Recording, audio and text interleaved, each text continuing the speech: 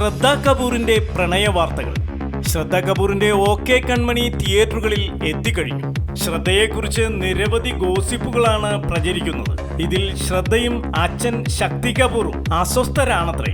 ഫർഹാൻ അക്തർ ഭാര്യ അതുനയുമായി പിരിയുവാൻ കാരണം നടി അതിഥി റാവു ആണെന്നായിരുന്നു ആദ്യ ന്യൂസ്. പിന്നീട് അതിഥി അല്ലെന്നും ശ്രദ്ധ കപൂർ ആണെന്നും കേട്ടു തുടങ്ങി. റോക്ക് ഓൺ സെക്കൻഡിൽ ഫർഹാനും ശ്രദ്ധയും ഒരുമിച്ച് അഭിനയിച്ചതോടെ ഗോസിപ്പുകൾക്ക് ശക്തി കൂടി.